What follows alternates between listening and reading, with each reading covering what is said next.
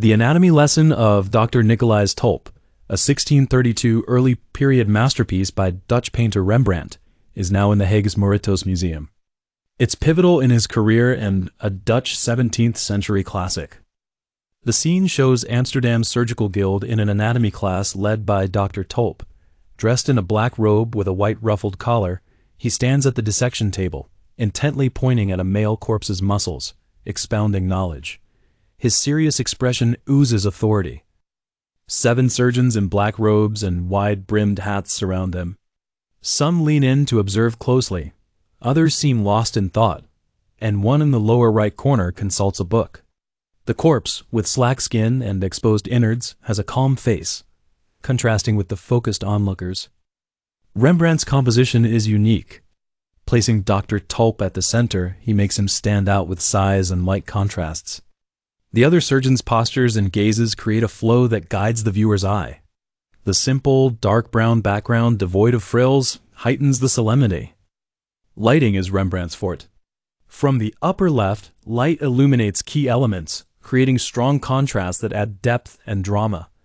This also enriches the figure's expressions. Artistically, it showcases Rembrandt's early style focus on detail and character.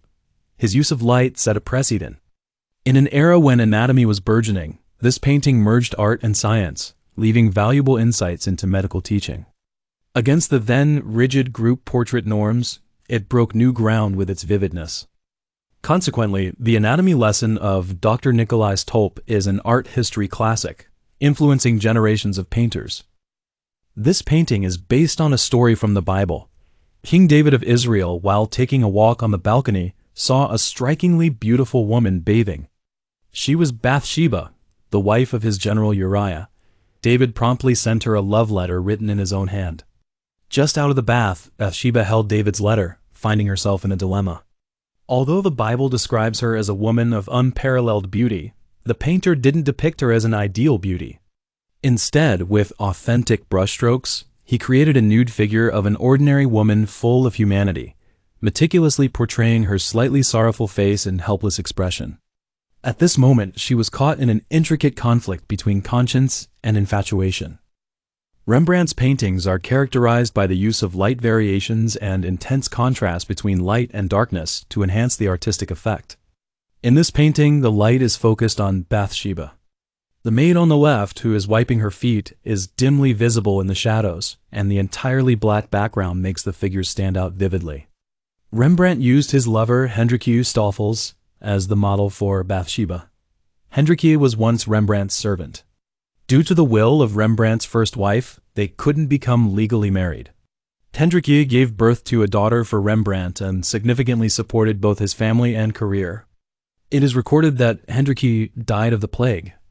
However, it is said that a surgeon deduced from this painting that she might have had breast cancer.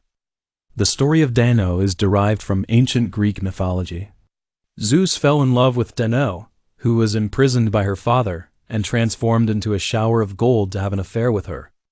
Unlike previous painters, the Danae depicted by Rembrandt is more plump than coquettish. Her raised arm seems to be both rejecting and welcoming. The Cupid above her head has his hands bound, seemingly suggesting that Danae passively accepts Zeus' visit.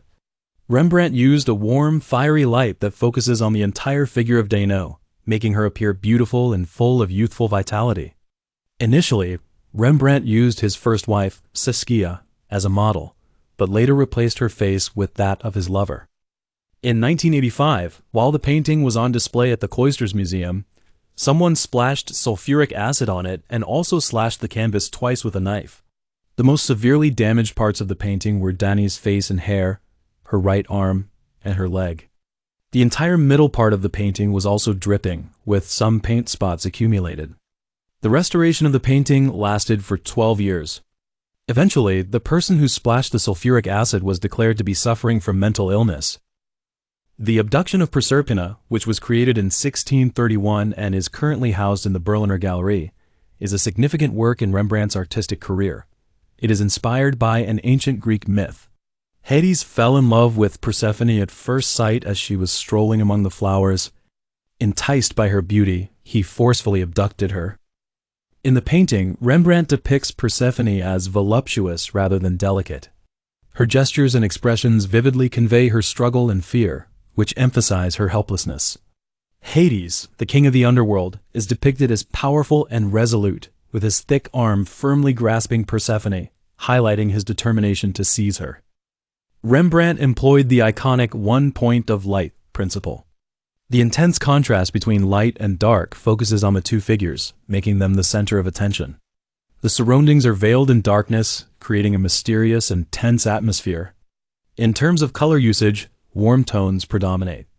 The meticulous treatment of skin and clothing colors further enhances the warm and tense atmosphere, which is highly dramatic and captivating. In terms of painting techniques, Rembrandt adhered to a realistic style, meticulously depicting the details of the characters.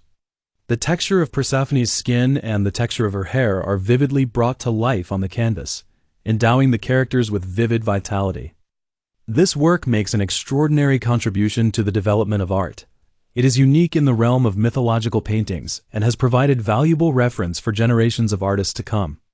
At the same time, as a representative of Rembrandt's early creations, it showcases his distinctive style in the use of light and shadow and the psychological portrayal of the characters, and is an indispensable masterpiece for studying the evolution of his artistic style. The Return of the Prodigal Son is an oil-on panel by Dutch painter Rembrandt, created in 1669 and now in the Hermitage Museum. It's a pivotal work of his later years. In this painting, the prodigal son, having squandered his wealth and endured hardship, returns home. Kneeling before his father, he begs for forgiveness. The father, old and frail yet filled with kindness, welcomes him tenderly. The son, in ragged clothes, hides his face in shame. Notably, the older brother stands in the shadows, showing indifference in contrast to the father's warm embrace. This scene reveals a complex mix of joy and sorrow. Rembrandt often drew inspiration from Bible stories, populating them with common folk figures and his life wisdom. His body of work is a reflection of his life's trials and the evolution of his faith. This painting is a testament to Rembrandt's profound understanding of human emotions and his faith. As art historian H.W. Jansen noted, it's one of his most touching and quietly powerful works, drawing the viewer into an intimate connection with the scene. In the 100 guilder print, so named because it was sold at auction for such a high price, Rembrandt employed all the etching techniques to create a splendid image, despite its lack of color. The content of the painting, which is drawn from the 19th chapter of the Gospel of Matthew, is a composite. The group of sick people is approaching from the right. They remind one of the prisoners emerging into the light, as later depicted by Beethoven in the opera Fidelio. Then, a little to the left, a woman tries to lift a child, but is blocked by a disciple standing in front of her. To her left sits the wealthy young man to whom Christ has just told that if he wants to obtain the treasures of the kingdom of heaven, he should give all he has to the poor. Further to the left, a group of Pharisees are arguing with each other in the dimness. Christ stands in the center, stretching out his hand and looking at the child. He is the center of attention, not only because the actions, gestures, and gazes of the other main characters are directed towards him, but also because the entire structure of the painting reinforces his prominent image. The contrast between light and dark is used not only to emphasize important lines and psychological implications, but also to represent space and the overall structure. Although it creates an enhanced realist effect, it is by no means the naturalism of a camera. Notice how the large dark area in the painting leads to and enhances the image of Christ. How the dark hat of the man standing on the left matches the large dark area on the right, and in this way, it connects the figures on the left with the rest of the painting, and how the hand raised by the man kneeling on the left of Christ casts a meaningful shadow on Christ's robe. Like Caravaggio, Rembrandt used the ordinary people familiar to him as models for most of his figures. In his case, mainly poor Jews who lived in the same district as him in Amsterdam. In the 17th century Dutch Golden Age, the economy boomed and religious-themed art was popular. Deeply influenced by Calvinism, Rembrandt created many Bible-based works. The Descent from the Cross, commissioned by the Guild of Surgeons in 1633, was a remarkable one. By then, at 27, Rembrandt had already gained fame in Amsterdam's art scene. The painting features a diagonal composition. Figures stretching from the lower right to the upper left lead the viewer's eye to Jesus, who is being lowered from the cross.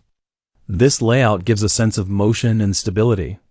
Around Jesus, people assume different poses, some supporting, some mourning, vividly portraying the solemn and tragic moment. Rembrandt was meticulous in character painting.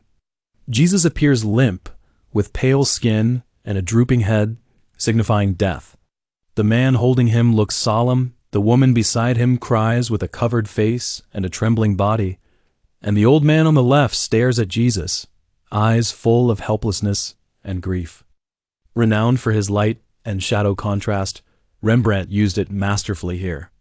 The overall dark tone sets a sad mood, while key areas like Jesus' body and faces are lit up, emerging from the darkness as if divinely illuminated.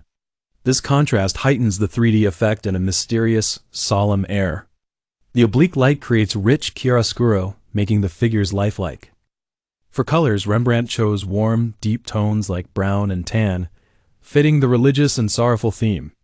Red and blue on costumes not only enrich the painting, but also emphasize characters' emotions. For instance, the woman in red stands out, symbolizing her intense grief. Johannes Vermeer, a celebrated Dutch genre painter, excelled at using color to convey space, texture, and light. His works often depicted the idyllic daily lives of the urban middle class.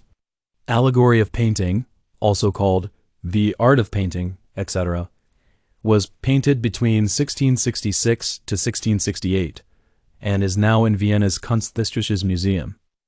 The scene shows a room with a black and white tiled floor and a luxurious curtain. Heavy lines from the map's edges, ceiling, and curtain folds form a structural framework. The tile grid creates a depth illusion. A stylishly dressed painter on one side of the curtain is sketching a model. His clothes hint at nostalgia for the past. The model, a girl in blue with an olive wreath, holding a trombone and a yellow-covered book, represents Clio, symbolizing glory, fame, and historical recording. Above is a bronze chandelier, and behind her is a detailed Dutch map showing its 17-province division, with Vermeer's name inscribed below it. Since French visitors saw no works in his studio in 1663, Vermeer created pieces like this to showcase his skills. Dutch art then was shifting from religious, historical themes to various genres, birthing the Dutch school of painting. This work, with genre-like scenes and added symbolism, reveals Vermeer's unique self-perception as an artist. It's a homage to history, showing his national pride and thirst for knowledge. The girl's puzzled look, the painter's old-fashioned clothes, and the old-style map add complexity. It can be seen as an artist's struggle between historical themes and real-world neglect, also furthering Vermeer's career. Famous for his use of light, Vermeer here uses light from the curtain, blocked left window. Light. Shadow contrast heightens the 3D effect and emphasizes key elements like figures in the map,